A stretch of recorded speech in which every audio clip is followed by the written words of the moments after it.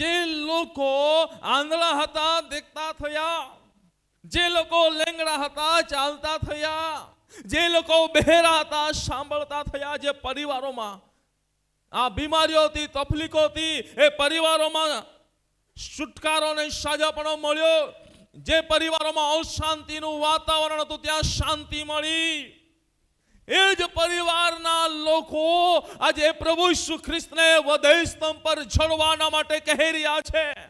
એ જ લોકો એ પ્રભુ ઈસુ ખ્રિસ્તને વધે સ્તંભ પર ચડવાના માટે એકી અવાજે પોકારી રહ્યા છે, એને વધે સ્તંભ પર ચડો, એને વધે સ્તંભ પર ચડો. આજે મારા પ્રિય ભાઈ બહેનો,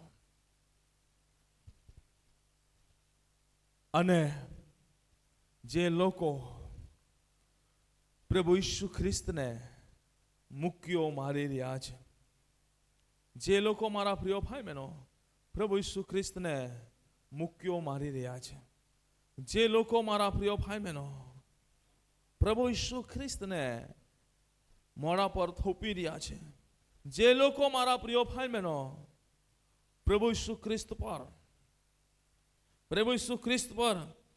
મારા પ્રિય ભાઈ બહેનો કાદવ ફેંકી રહ્યા છે, જે લોકો પ્રભુ ઈસુ ખ્રિસ્ત પર ચંપલો નાખી રહ્યા છે, જે લોકો મારા પ્રિય ભાઈ બહેનો એ પ્રભુ ઈસુ ખ્રિસ્તને બેઇજ્જત કરી રહ્યા છે, જે લોકો અહીં પ્રભુના વચનની અંદર લખ્યા પ્રમાણે મારા પ્રિય ભાઈ બહેનો તમે વાંચશો ત્યારે તમને માથી 26ની અંદર 66મી કલમથી એ બાબતો આગળ જોવા મળશે. હું તમને એ તરફ ધરવા માંગતો નથી, પરંતુ અહીં પરમેશ્વરના વચનની અંદર લખવામાં આવ્યું છે પ્રમાણે એ પ્રભુ કોને માફી આપવાની વાત કરી રહ્યા છે? જેવો પ્રભુને થપ્પડ મારી રહ્યા છે, જેવો પ્રભુ પર થૂકી રહ્યા છે, જેવો પ્રભુને જેણે પોતાનો જીવનો વહાલો ના ગણ્યો ને વહાલો ના ગણતા લોકોની સેવા કરી, એ લોકો જેવો પ્રભુને દોષિત ઠરાવી રહ્યા છે એમને આજે અમારા પ્રિય ભાઈ બહેનો, જે લોકોએ પ્રભુ ઈસુ ખ્રિસ્તના લુગડા ઉતારી લીધા અને એમને પ્રભુ કહે છે, પિતાને કહે છે કે પ્રભુ એવા બધાને તું માફ કર, એ બધાને તું માફ કર. આજે મારા પ્રિય ભાઈ બહેનો એ વધે સ્તંભ પર જ્યારે પ્રભુને ચડવામાં આવ્યો, એ વધે સ્તંભ પરથી વાણી ઉચ્ચારે છે કે હે બાપ તેઓને માફ કર, કેમ કે તેઓ જે કરી રહ્યા છે તેઓ જાણતા નથી. શું આજે આ પ્રભુનું ઉત્તમ એક કૃપાદાન આપણામાં જીવનમાં છે? શું આ પ્રભુને એક ઉત્તમ કૃપાદાન શું આપણે લઈને ચાલી રહ્યા છે? પ્રભુના વચનની અંદર લખવામાં આવ્યું છે પ્રમાણે ચીઠીઓ નાખીને તો તેના લુગડા માહે વેચી લીધા. હવે ભર અહીં પબ્લિક હોય, આપણે 1000થી ઉપર બેઠા છે ને આ પબ્લિકની અંદર તમારા કપડા ઉતારી લેવામાં આવે અને તમે એમને કહો કે એમને માફ કરો, કહો હેલો, હજારોની સંખ્યા હોય ને ત્યાં તમારા કપડા ઉતારી લેવામાં આવે, શું તમે એમને કહો કે તમે એમને માફ કરો? કેટલા જણ એવા છે કે તેઓ કહી શકે કે હું આવું કહી શકું કે પ્રભુ એને માફ કરે? છે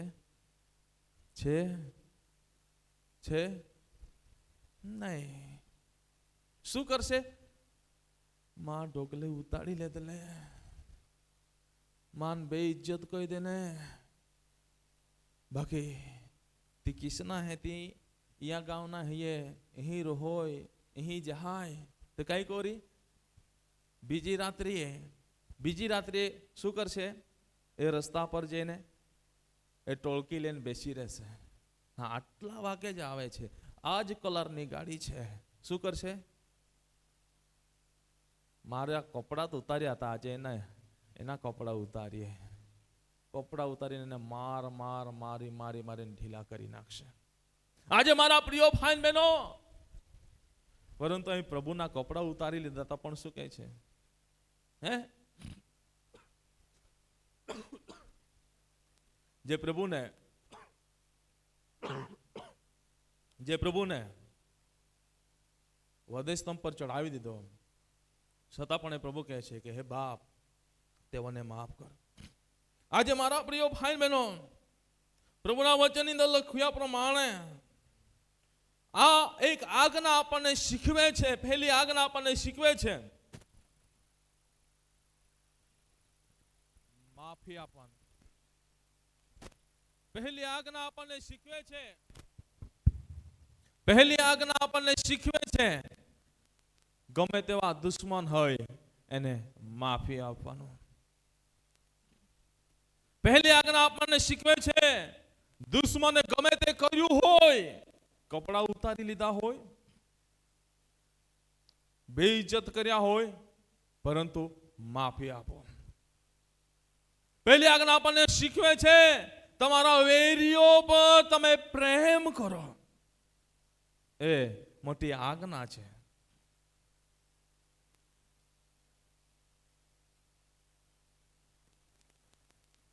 અને જેઓ જાણતા નથી કે જાણે છે છતાં પણ અપરાધ કરે છે, તેઓને માફી આપીને તેઓના પર પ્રેમ કરો. આજે મારા પ્રિય ભાઈ બહેનો, પ્રભુએ એ વધસ્તંભ પર એ પહેલી વાણી ઉચ્ચારી કે હે પિતા, તેઓને માફ કર, કેમ કે તેઓ જે કરે છે તેઓ જાણતા નથી. આજે મારા પ્રિય ભાઈ બહેનો, આપણે પણ એ જ રીતે પ્રભુએ જે રીતે માફી આપી, પ્રભુ સાથે એટલું બધું અયોગ્ય વર્તન કરવામાં આવ્યું, છતાં પણ એ પ્રભુએ માફી આપી, તો આજે આપણે પણ એ પ્રભુના વચનો પ્રમાણે આપણે પણ માફી આપનારા બનીએ. Hallelujah, hallelujah, hallelujah. અને બીજી આજ્ઞા આપણને જોવા મળે છે લુક 23:43 ની અંદર આપણને શું કહે છે, વાંચો. તેણે તેને કહ્યું કે હું તને ખચિત કહું છું કે આજ તું મારી સાથે પારાદેશમાં હોઈશ. શું કહે છે? હે, અહીં પ્રભુ કોને કહી રહ્યા છે કે આજ તું મારી સાથે? હે, પ્રભુ કોને કહી રહ્યા છે? હે, કોને કહી રહ્યા છે? ચોરને કહી રહ્યા છે. હવે નિયમ પ્રમાણે જે ગુનો કરે એને વધસ્તંભ પર લટકાવવામાં આવતું હતું.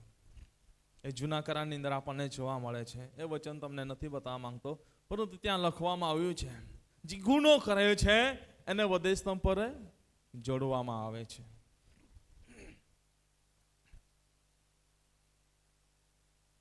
અહીં જે બે ચોરો છે એ બંને ચોરોએ શું કર્યું છે? ગુનો ગુનો ગુનો ગુનો કર્યો છે. પરંતુ અહીં એ બંને ચોરોના વચ્ચે જેને લટકાવવામાં આવ્યું છે એને શું કર્યું છે? હે, શું કર્યું છે? હે,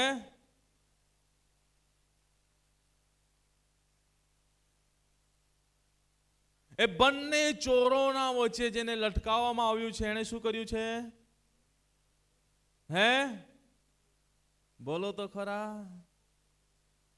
કઈ ગુનો કર્યો નથી. તો હવે એને વધસ્તંભ પર શા માટે જોડવામાં આવ્યો? એને આંધળાઓને દેખતા કર્યા, એ ગુનો હતો. લેંગડાઓને ચાલતા કર્યા, એ ગુનો હતો. બહેરાઓને સાંભળતા કર્યા, એ ગુનો હતો.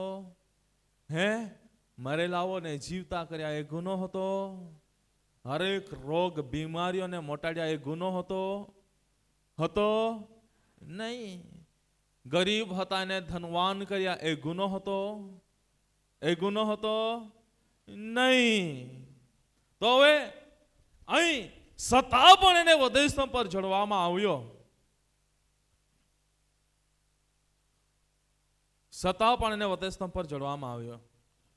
તો અહીં વચનની અંદર લખવામાં આવ્યું છે પ્રમાણે વાંચો તમે 36મી કલમથી. સિપાઈઓએ પણ તેના ઠઠ્ઠા કર્યા. આ 39મી કલમથી વાંચી લો. તેની સાથે ટાંગેલા ગુનેગારોમાંના એકે તેની નિંદા કરીને કહ્યું, શું તું ખ્રિસ્ત નથી? તું પોતાને તથા અમને બચાવ.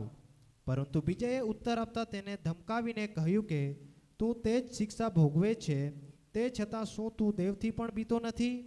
આપણે તો વાજબી રીતે ભોગવીએ છીએ, કેમ કે આપણે આપણા કામનું યોગ્ય ફળ પામીએ છીએ. પણ એણે કંઈ પણ ખોટું કર્યું નથી. તેણે કહ્યું કે હે યીશુ, તું તારા રાજ્યમાં આવે ત્યારે મને સંભાળજે. તેણે તેને કહ્યું કે હું તને ખચિત કહું છું કે આજ તું મારી સાથે પારાદેશમાં હોઈશ. Hallelujah, hallelujah. અહીં શું કહે છે પરમેશ્વરના વચનની અંદર? એક ચોર છે, એને વધઈ સ્તંભ પર લટકાવી દેવામાં આવ્યો છે, છતાં પણ એને બુદ્ધિ આવી. પણ એ બે ચોરમાંથી એક ચોરને શું આવે છે? એક ચોરને બુદ્ધિ આવી કે નહીં? એ વિચારે છે હવે એની સાથે આટલું બધું કરવામાં આવે છે, એના કપડાં ઉતારી લેવામાં આવ્યા, છેલ્લે કપડાં ઉતારી લેવામાં આવ્યા, એને કોઈ રીતે છોડ્યો નથી, તો પણ એ કેમ સાનો રહે છે? જેમ ઘેટી પોતાના ખાતરનારની આગળ સાની રહે છે, મૂગી રહે છે, તેમ એ કેમ સાનો રહ્યો છે? એ ચોર વિચારી રહ્યો છે. પણ એના સાથી ચોર તો એક ઠઠ્ઠા મસ્કરી કરવામાં પડ્યો છે.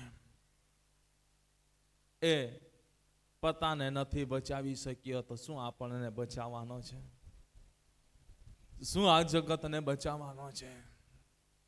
પરંતુ ત્યાં એક ચોર છે, એના જીવનની અંદર કંઈક પરિવર્તન થાય છે. અને જ્યારે એના જીવન બદલાય છે ત્યારે શું કહે છે? આપણે તો વાજબી રીતે ભોગવીએ છીએ, કેમ કે આપણે આપણા કામનું યોગ્ય ફળ પામીએ છીએ. શું કહે છે? આપણે વ્યાજબી રીતે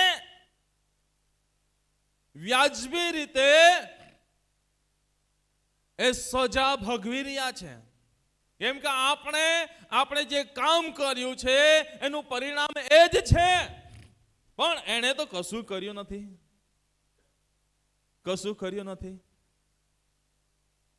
છતાં પણ કેમ એ સાનો છે? શું લોકોના જીવન પરિવર્તન થાય એ ગુનો છે?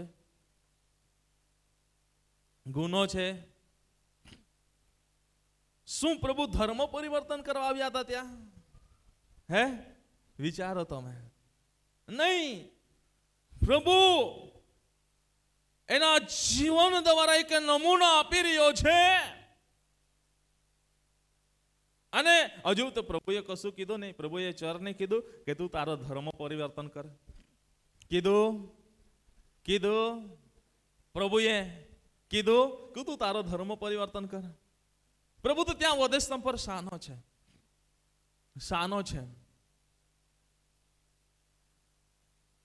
ત્યાં આપણને ત્યાંથી એક બાબત એ પણ શીખવી મળે છે.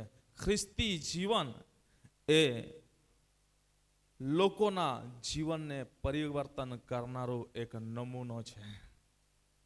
ખ્રિસ્તી જીવન એ આપણને જોવા મળે છે. એ અન્ય લોકો જોઈ છે ત્યારે એ જીવનને જોઈને એ જીવનને પરિવર્તન કરે છે, નહીં કે એ ધર્મ પરિવર્તન કરતું. ખ્રિસ્તી જીવન એ સામે જઈને તું ખ્રિસ્તી ધર્મ પાળ હા ને તો તું નહીં કહી દે ઓહડા નહીં.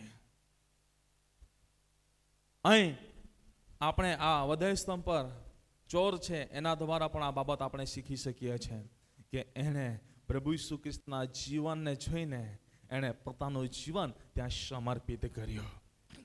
અને જ્યારે એને ખબર પડી ત્યારે વચન પ્રમાણે પહેલો યહાન પત્રો એનો પહેલો અધ્યાય 9મી કલમ 236 પાના નંબર પર શું કહે છે? વાંચો. જો આપણે આપણા પાપ કબૂલ કરીએ તો આપણા પાપ માફ કરવાને તથા આપણને સર્વ અન્યાયથી શુદ્ધ કરવાને તે વિશ્વાસુ તથા ન્યાયી છે. Hallelujah, hallelujah. અહીં શું જોવા મળે છે? શું કહે છે? જો આપણે આપણા પાપ કબૂલ કરીએ તો આપણા પાપ માફ કરવાને તથા આપણને સર્વ અન્યાયથી એ શુદ્ધ કરવાના વિશ્વાસ તથા ન્યાય છે. Hallelujah, hallelujah. કંઈક ને કંઈક રીતે ચરના જીવનમાં આ વચન આવ્યું, માટે જ એ કહે છે, માટે જ એ કહે છે કે આપણે તો વાજબી રીતે ભોગવીએ છીએ, કેમ કે આપણે આપણું કામનું ફળ પ્રાપ્ત કર્યું છે. કેમ કે ચોરી કરવો એ મોટો ગુનો છે ને એ ગુનો આપણે કર્યો છે. એ કબૂલાત કરે છે. અને મારા પ્રિય ભાઈ બહેનો, વચનની અંદર શું કહે છે?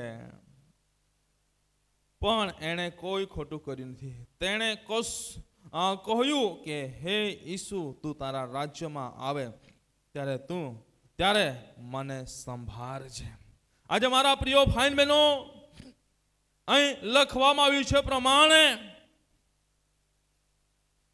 એણે પ્રભુની આગળ પોતાની જાતને ખાલી કર્યું અને એના પાપોની કબૂલાત કરી દીધી કે અમે જે કર્યું છે તે તો ખોટું જ છે, તે કશું કર્યું નથી. તો પણ આજે તું વધસ્તંભ પર છે. આજે અહીં ઉપસ્થિત બધા લોકોના માટે તું વધસ્તંભ પર જડાયો છે. આજે મેં ચોરી કરી છે એના લીધે તું વધસ્તંભ પર જડાયો છે. મેં ખોટું બોલ્યું છે એના લીધે તું વધસ્તંભ પર જડાયો છે. મેં કોઈકને છેતર્યું છે માટે તું વધસ્તંભ પર જડાયો છે. મેં આજ્ઞા તોડી છે માટે તું વધસ્તંભ પર જડાયો છે. એને એ વાતની ભાન થઈ, એણે કબૂલાત કરી. મારા પ્રિય ભાઈ બહેનો, એણે કબૂલાત કરી અને કબૂલાત કરીને પ્રભુને જીવન સમર્પિત કર્યું.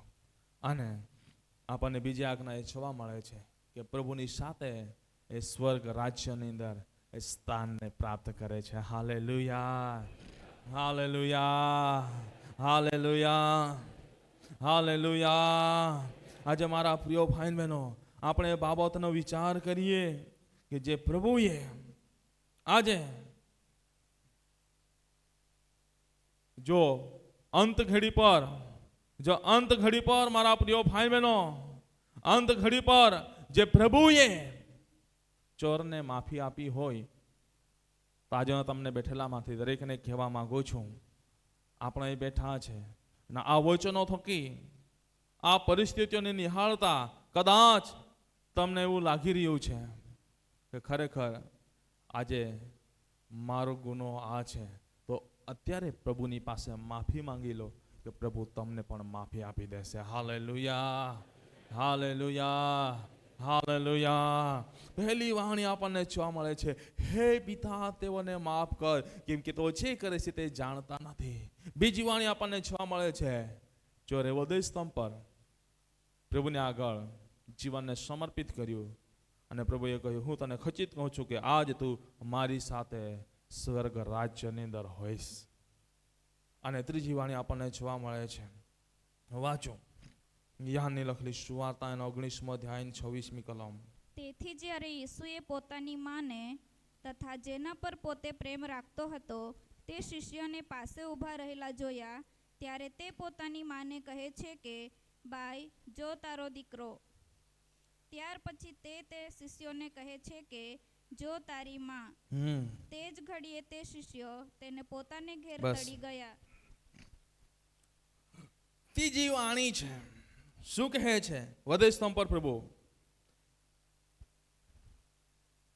બાય, જો તારો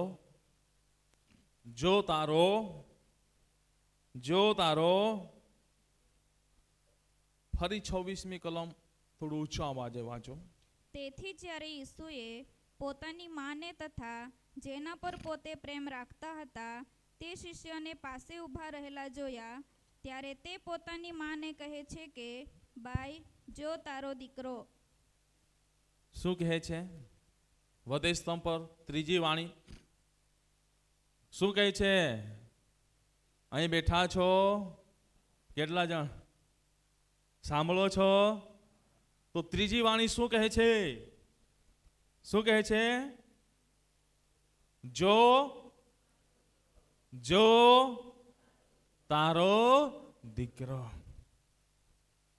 હવે તમે વિચારો, માતાઓને વિશેષ કહેવા માંગુ છું. પિતાઓ છે એક મોટું મન રાખે છે, બરાબર?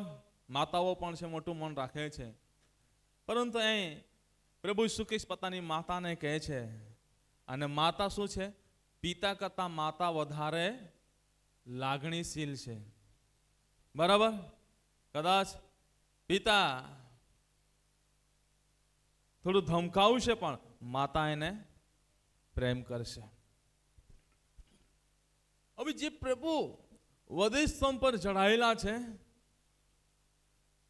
અને વધસ્તંભ પર ત્યાં છોડવામાં આવી રહ્યા હતા અને વધસ્તંભ પર ચડ્યા ત્યારે એની માં ક્યાં છે? ક્યાં છે? ક્યાં છે? ક્યાં છે? વધસ્તંભની આ વધસ્તંભ પર પ્રભુને જોડ્યા છે અને એની માં ક્યાં છે? હે? ક્યાં છે? પાસે છે.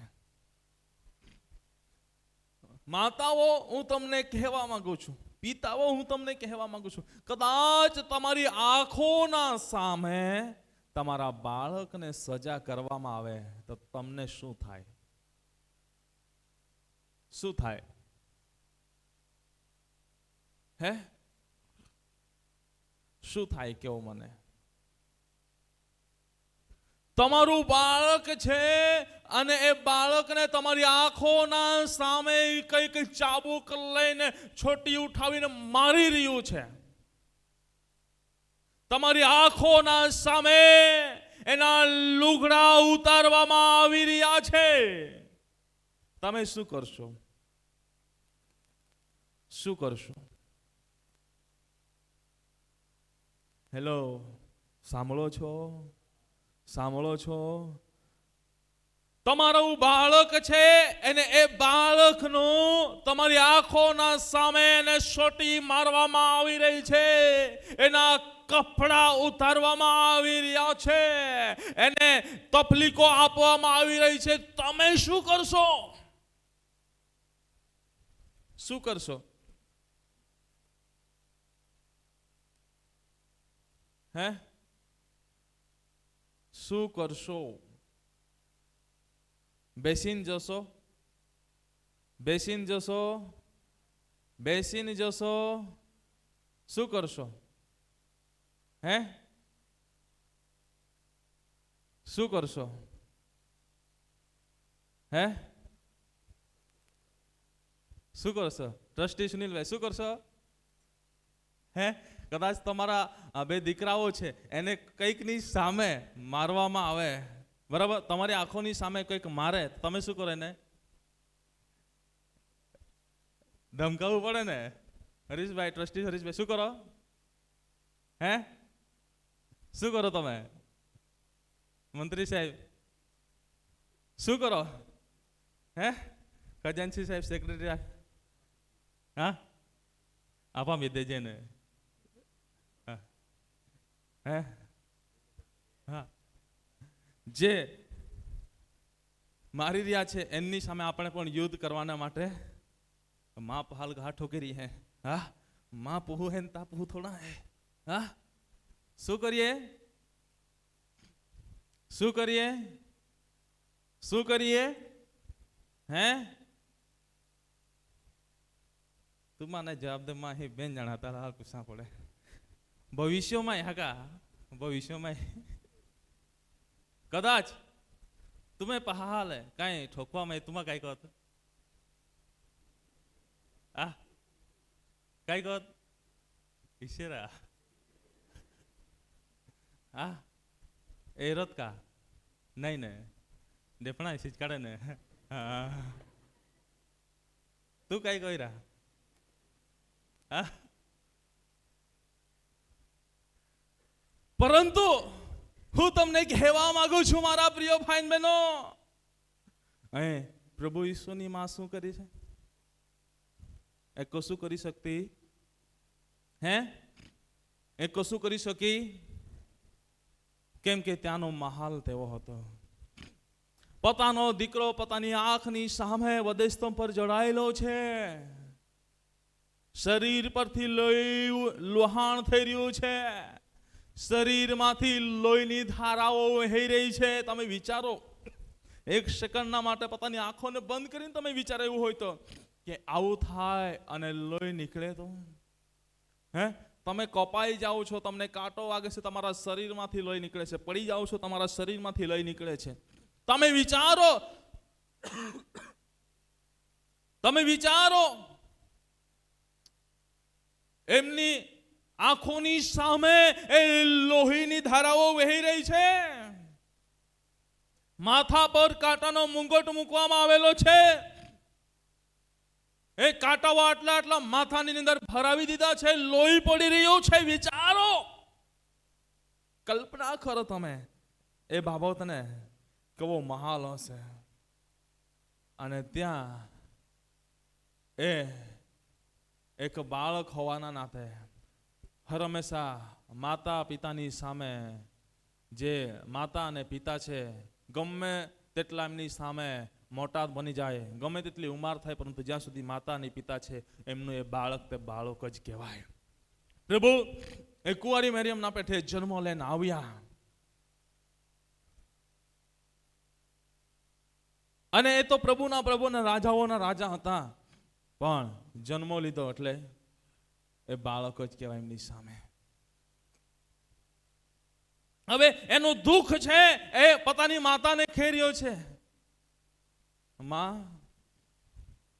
માં, આ જો ને, મમ્મી આ જો ને, શું થઈ રહ્યું છે? મારી પરિસ્થિતિ કેમ આવી છે? તારો દીકરો મરી રહ્યો છે, જો ને. તમે વિચારો, કલ્પના કરો, કેવો માહોલ હશે, કેવી પરિસ્થિતિઓ હશે. પરંતુ એવા સમયે મારા પ્રિય ભાઈ બહેનો, અહીંયા આપણને વાંચવા મળે છે, 26મી કલમ વાંચી, ત્યાં કહે છે, જેથી જ્યારે ઈસુએ પોતાની માને તથા જેના પર પોતે પ્રેમ રાખતો હતો તે શિષ્યોને પાસે ઉભા રહેલા જોયા, ત્યારે તે પોતાની માને કહે છે, ભાઈ જો આ તારો દીકરો. અને નીચેની કલમ 27મી કલમ શું કહે છે? ત્યાર પછી તે શિષ્યોને કહે છે, જો તારી માં. તે જ ઘડીએ તે શિષ્યો તેને પોતાને ઘેરે તેડી ગયા. પોતાનો દીકરો ત્યાં મરી રહ્યો હતો. એ મરતા મરતા પણ વચનની અંદર લખવામાં આવ્યું છે, તું તારી માતા અને તારા પિતાનું સન્માન કર. ત્યાં મરી રહ્યા હતા. એની માં ત્યાં રડી રહી હતી. એના આંખના આંસુઓ બંધ થઈ રહ્યા ના હતા, એમ કે આંખોની સામે એવી પરિસ્થિતિઓ. પણ પ્રભુએ શિષ્યોને કહ્યું, જો તારી માં. અને શિષ્ય સમજી ગયા અને શિષ્યો એ માતાને લઈને જાય છે. ત્યાં પણ હૃદય સ્તંભ પર પણ એને પોતાની માનું સન્માન કર્યું. આજે મારા પ્રિય ભાઈ બહેનો, આજે હું તમને કહેવા માંગુ છું, ત્રીજી વાણી પણ આપણને એ બાબત શીખવે છે કે સન્માન આપણને શીખવે છે. સન્માન, જે માતા છે, પિતા છે, એનું સન્માન કરો. ગમે તેવી પરિસ્થિતિઓ ઊભી થાય, ગમે તેવા સંજોગો આવે, ગમે તેવી પરિસ્થિતિઓ આવે, પરંતુ તમે તમારા માતા અને પિતાનું સન્માન કરો. અને ચોથી વાણી મારા પ્રિય ભાઈ બહેનો આપણને જોવા મળે છે. ચોથી વાણી ઝડપથી હજુ આપણી પાસે 4 વાણીઓ બાકી છે અને આપણે વિશેષ પ્રાર્થનાઓની અંદર જોવા માંગીએ છીએ. હવે ઝડપથી હું એ વાણીઓને વાંચીશ. વાચ્યમાંથીની લખેલી સુવાર્તા 27મો અધ્યાય અને 46મી કલમ. અને આશરે 9મી હોરાએ ઈસુએ મોટે ઘાટે બૂમ પાડી કે એલી એલી લમા સબકથની, એટલે ઓ મારા દેવ તે મને કેમ મૂકી દીધો છે. શું કહે છે? માથી 27 ને 46 ને માર્ક 15 ને 34 આ 2 કલમોની અંદર એ વાણીનો ઉલ્લેખ કરવામાં આવ્યું છે. કહે છે 46મી કલમ ફરી વાંચો. અને આશરે 9મી હોરાએ ઈસુએ મોટે ઘાટે બૂમ પાડી કે એલી એલી લમા સબકથની, એટલે ઓ મારા દેવ તે મને કેમ મૂકી દીધો છે. હવે પ્રભુ અહીં કેવી પરિસ્થિતિનો અનુભવ કરી રહ્યા છે? હે પ્રભુ કેવી પરિસ્થિતિનો અનુભવ કરી રહ્યા છે?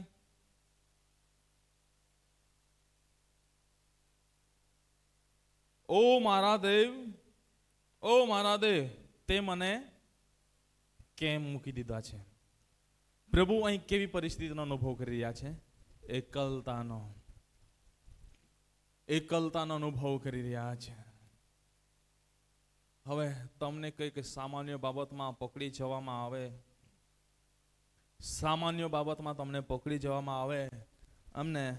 તમને ત્યાં પોલીસ સ્ટેશનમાં બેસાડી દીધા અને તમારી પાસે તમારું પરિવાર, સમાજ, કુટુંબ ના આવે તો તમે કેવો અનુભવ કરશો?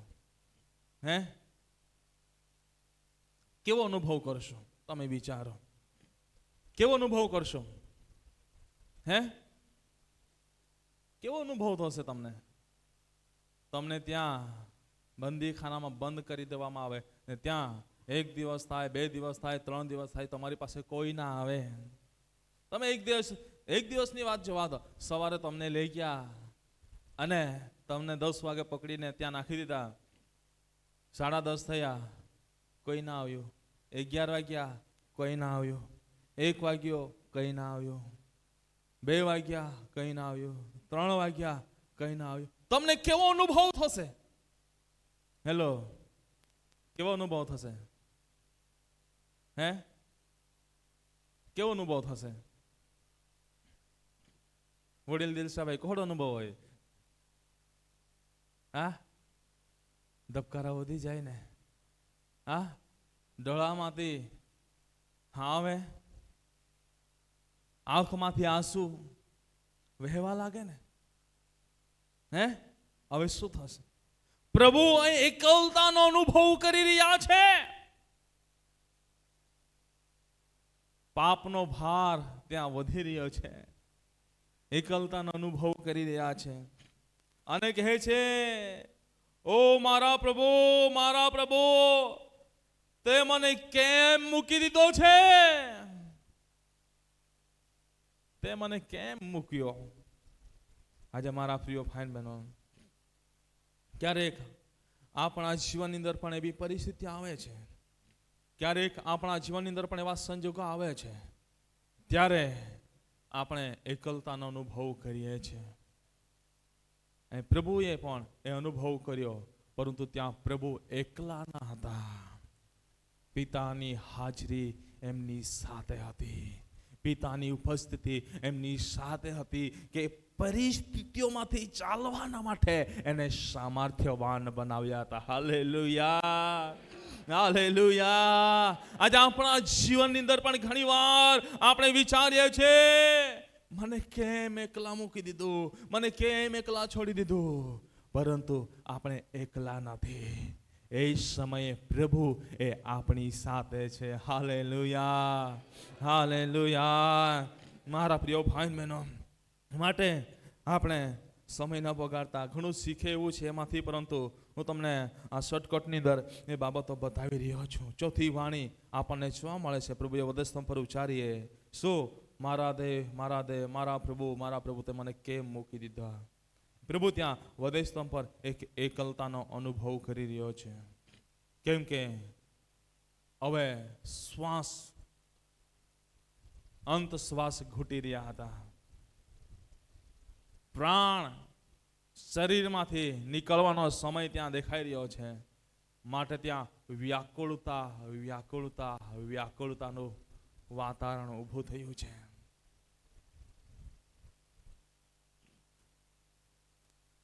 વ્યાકુળતાનો અનુભવ થયો છે. એક જગ્યા પર એક મરણ થયું. મેં પૂછ્યું કેવી રીતે થયું? તો મને કહેવામાં આવ્યું હાર્ટ એટેક આવ્યો એમ કે. હાર્ટ એટેક આવ્યો એમ કે. કોઈ ના હતું કે ના, ઘરે કઈ ના હતું. જેઓને હાર્ટ એટેક આવ્યો એ ત્યાં દરફડીને એ મરણ પામ્યું એમ કે. દરફડીને મરણ પામ્યું. એ બૂમ મારી રહ્યા છે, આશરો શોધી રહ્યા છે. ઘરમાં કોઈ ના હતો. ઘરમાં બધું નીપેલું તેને પણ ખોદી નાખ્યું. કેમ કે વ્યાકુળતાના જીવનની અંદર ઊભી થઈ ગઈ. કોઈ ના હતું. કદાચ કોઈક રીતે તેને બચાવી લેતે. કોઈ ના હતો. એકલતા પડી ગયા. હાર્ટ એટેકનો હુમલો ચાલુ થઈ ગયો. એ દરફડતા ત્યાં ઘરની અંદર એટલી સુધી પીડાનો સામનો કર્યો કે ઘરની અંદર બધું જે તે હતું તેને પણ તડફડ કરી નાખ્યું. નિપાણ કરેલું એને પણ ખદી નાખ્યો. આજે જ્યારે પ્રાણ નીકળતા ઘણીવાર એ પરિસ્થિતિ આપણને જોવા મળે છે. એક અચાનક પ્રાણ જ્યારે એવો હુમલોમાં થાય છે ત્યારે આપણને એ બાબત જોવા મળે છે. અહીં પ્રભુ સાથે એ બાબત આપણને જોવા મળી રહી છે. હવે પ્રાણ શરીરને છોડવાનો હતો. શરીર છે માટી છે તે માટીની અંદર મળવાનું હતું. મારા પ્રિય ભાઈ બહેનો, હું તમને કહેવા માંગુ છું, પ્રભુ અહીં એકલતાનો અનુભવ બહુ ભારે કરી રહ્યા છે. અને એકલતાનો અનુભવ કરતા પાંચમી વાણી કહે છે, પાંચમી વાણીની અંદર આપણને જોવા મળે છે. શું જોવા મળે છે? આપણે વાંચીએ તો યાની લખેલી સુવાર્તા 19મો અધ્યાય 28મી કલમ. એ પછી ઈસુ હવે સઘળું પૂરું થયું એ જાણીને શાસ્ત્ર વચન પૂર્ણ થાય માટે કહે છે કે મને તરસ લાગી છે. હવે ત્યાર બસ શું કહે છે? પાંચમી વાણી, મને આ ઉનાળો ચાલે છે ને ઉનાળામાં આપણે આખો દિવસ પાણી ના પીએ તો શું થાય? શું થાય? પાણી ના પીએ તો શું થાય?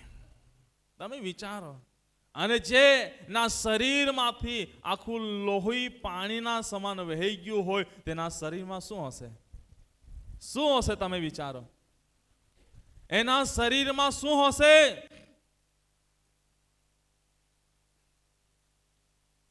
એના શરીરમાં શું હશે? તમે વિચારો.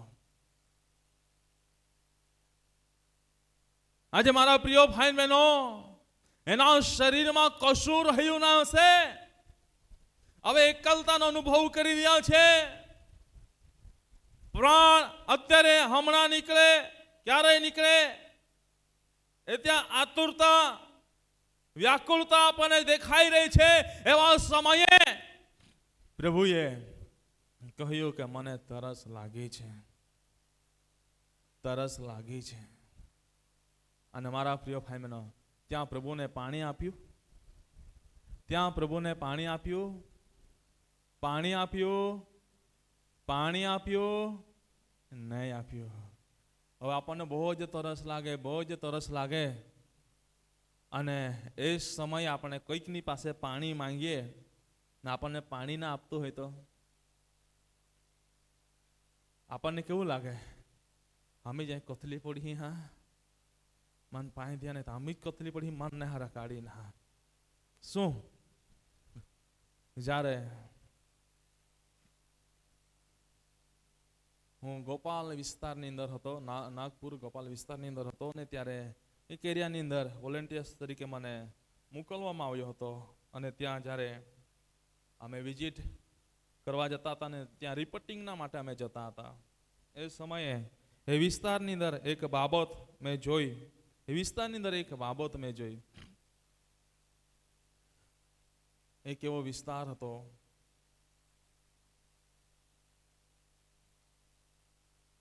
ત્યાં એકવાર અમને તરસ લાગે, અમે પાણી મળશે કેમ પૂછ્યું તો અમારી સામે એ દરવાજો બંધ થયો.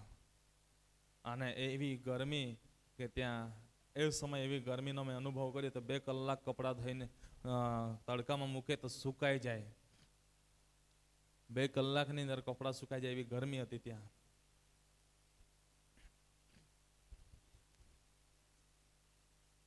ત્યારે આ બાબતનો અનુભવ કર્યો. ત્યાં કઈ દુકાનો ના મળે, કઈ ના મળે.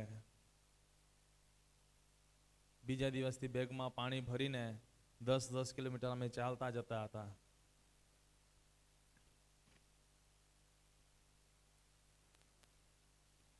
આજે તમે વિચારો એ પરિસ્થિતિઓ કેવી હશે. એ મેં તો વિચાર્યું છે, મેં અનુભવ કર્યું છે, એટલે મને પણ પાણી ના મળે તો જીવ નીકળી જાય. અહીં પ્રભુ પાણી માંગી રહ્યા છે, પ્રભુને પાણી આપ્યું નહીં. કેવી પરિસ્થિતિઓ છે તમે વિચારો. અને જ્યારે યહાન 19:30 વાંચે છે ત્યાં કહે છે, શું વાંચો? માટે ઈસુએ સરકો લીધા પછી કહ્યું કે સંપૂર્ણ થયું. શું થયું? હવે બધું જ પૂર્ણ થયું છે, સંપૂર્ણ થયું છે. ને વચનની અંદર લખ્યા પ્રમાણે તરસ લાગી, પાણી ના આપ્યું. મારા પ્રિય ભાઈ બહેનો, એના પર હું બોલવા માંગતો નથી. ને ત્યારબાદ પ્રભુએ છઠ્ઠી વાણી વિચારી, હવે સંપૂર્ણ થયું. અને છઠ્ઠી વાણી ઉચ્ચારતા લુક 23:46 પ્રમાણે 7મી વાણી વિચારીને પ્રભુએ કહ્યું, ઓ પિતા, હું મારો આત્મા તારા હાથમાં સોંપું છું. ઓ પિતા, મારો આત્મા હું તારા હાથમાં સોંપું છું. અને એમ કહીને પ્રભુએ પોતાના પ્રાણને છોડ્યા. આજે વધસ્તંભ પર આ 7 વાણીઓ પ્રભુએ ઉચ્ચારી. આ વાણીઓને આપણે અભ્યાસ કરીએ તો જો ઘણો સમય જાય, પરંતુ મેં તમને શોર્ટકટની અંદર કેટલીક બાબતો તમને મેં બતાવી છે. 7મી વાણી કહી, ઓ પિતા, હું મારો આત્મા તારા હાથમાં સોંપું છું.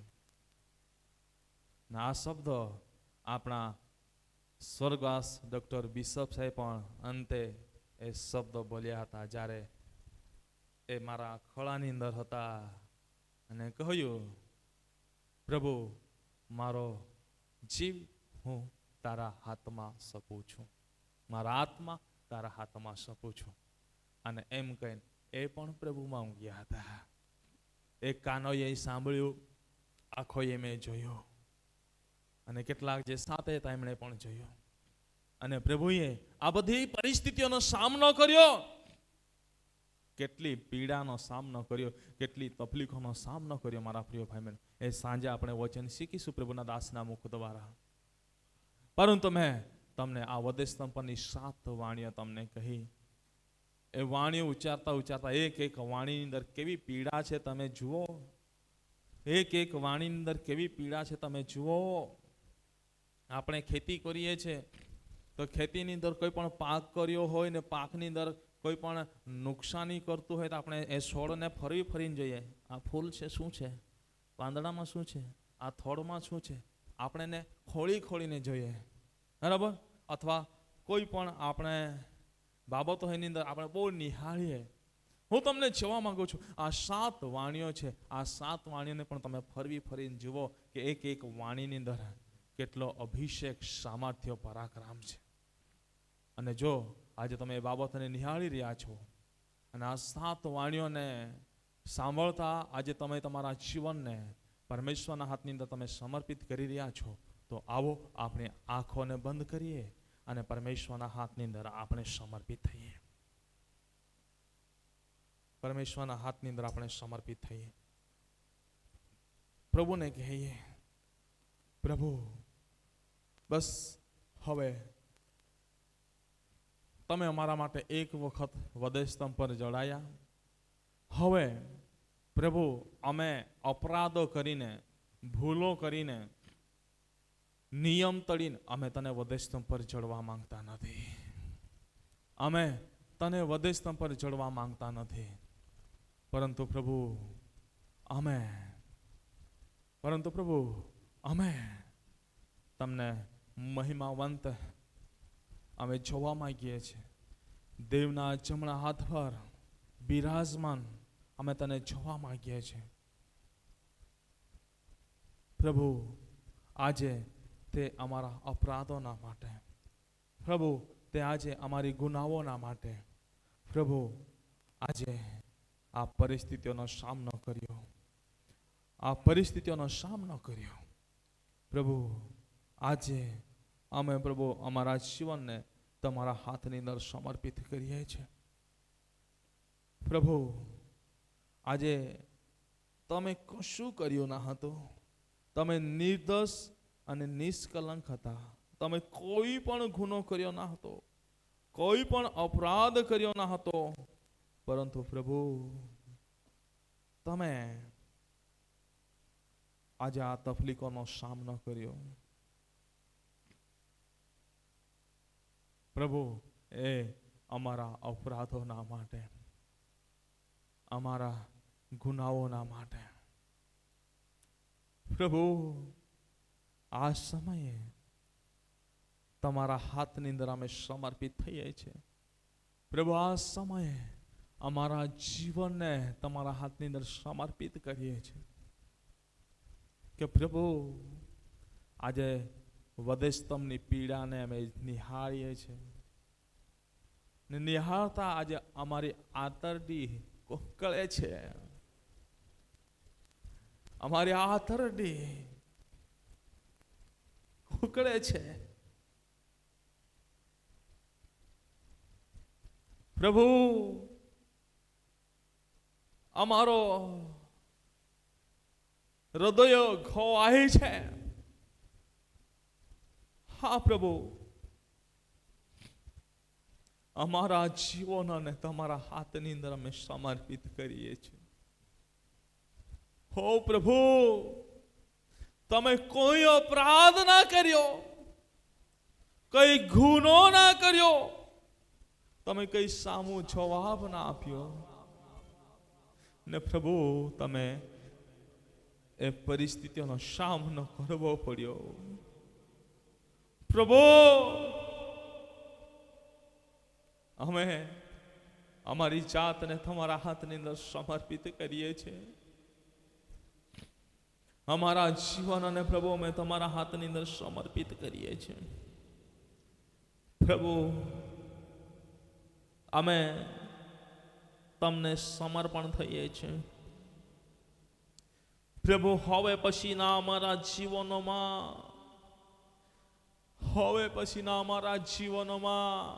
પ્રભુ અમે ક્યારે પણ અપરાધો કરનારા ના બનીએ, ગુનાઓ કરનારા ના બનીએ. કે પ્રભુ અમારે એક શબ્દ જૂઠો બોલવો એટલે તમને વધસ્તંભ પર ચડવું કહેવાય.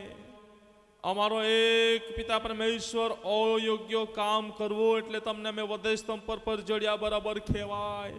અમે એક ખોટી દ્રષ્ટિ કરી એટલે પ્રભુ અમે તમને વધસ્તંભ પર ચડ્યા કહેવાય. હા પ્રભુ કોઈકને અમે પિતા પરમેશ્વરે એક લાફો માર્યો એટલે અમે તમને વધસ્તંભ પર ચડ્યા કહેવાય. કોઈકની પાસેથી અમે ચોરી કરી, લૂંટ કરી તો તમને અમે વધસ્તંભ પર ચડ્યું કહેવાય. હા પ્રભુ આ સમય છે અમારા જીવનોને અમે તમને સમર્પિત કરવા માંગીએ છીએ.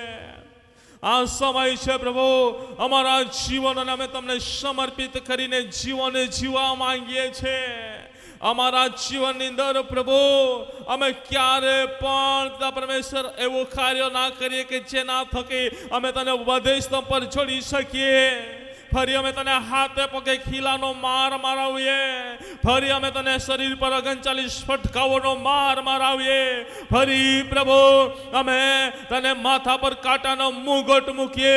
ફરી પ્રભુ અમે તારા ખાંદ પર એ વધે સ્તંભને મૂકીને અમે ચલાવીએ નહીં. પ્રભુ આજે અમે એ વધે સ્તંભને ઉશ્કીને ચાલનારા બનીએ તમારા મહિમાના માટે. એવું પ્રભુ તમે થવા દો. તમારો મહિમા તમે થવા દો. તમારું કાર્ય તમે થવા દો. તમારો પરાક્રમ તમે થવા દો. દરેક વ્યક્તિ આ સમયે ઘૂંટણ પર આવીને આપણે પ્રાર્થનાની અંદર જણાઈએ. પ્રભુને આગળ આપણે નમી જઈએ. આ સમય છે વિશેષ પ્રાર્થનાનો સમય છે. આ સમય છે વિશેષ પ્રાર્થનાનો સમય છે. ઘૂંટણ પર આવી જઈએ. ઘૂંટણ પર આવી જઈએ. પ્રાર્થનાઓ કરીએ. પ્રાર્થનાઓ કરીએ. Glory glory glory glory glory glory. ધન્યવાદ ધન્યવાદ ધન્યવાદ ધન્યવાદ ધન્યવાદ. દરેક વ્યક્તિ પ્રભુ પોતે ઘૂંટણ પર રહીને પ્રાર્થના કરવા લાગ્યા. હા મારા પ્રિય ભાઈ બહેનો, આજે આપણે પણ ઘૂંટણ પર રહીને પ્રાર્થના કરીએ. આ સમય જીવનને સમર્પિત કરવાનો સમય. જીવનની અંદર આજે આ ગુડ ફ્રાઈડે હું તમને કહેવા માંગુ છું, પ્રભુને તમે જીવનને સમર્પિત કરો અને પ્રભુની આગળ કરાર કરો. જે પ્રભુએ તમે જો વિચારો છો કે એ પ્રભુએ મારા માટે, મારા ગુનાઓના માટે, મારા અપરાધોના માટે, મારું અયોગ્ય જીવનના માટે પ્રભુએ એ વધે સ્તંભ પર જડાયો.